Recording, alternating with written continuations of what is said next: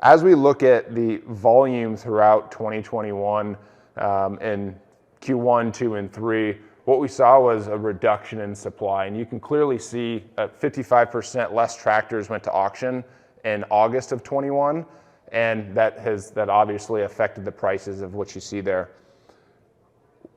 In December, though, this is completely different than any other category out there.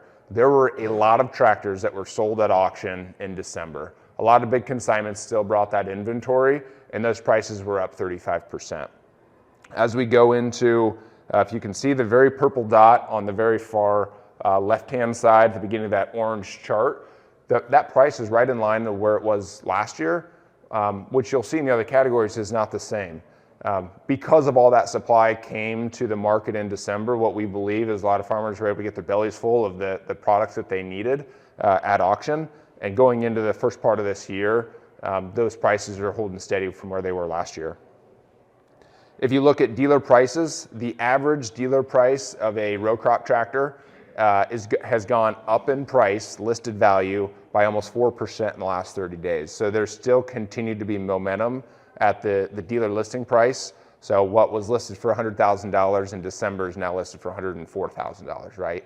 And so we're going to continue to see that climb.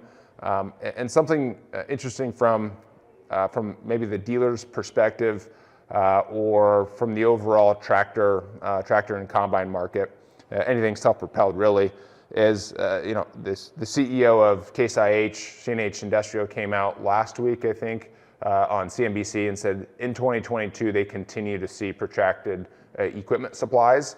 They're still having issues getting chips, and they still believe that supply will be a big issue going into 2022.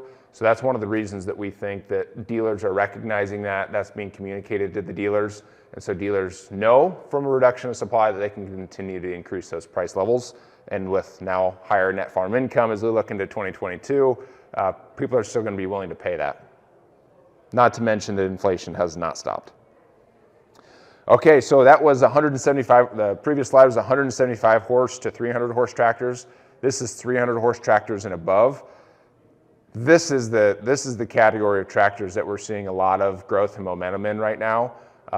Big demand for big horsepower right now, especially that low hour late model. And those prices are up nearly 6% in the last 30 days, and that continues to climb. Very low supply in the market today for high horsepower tractors.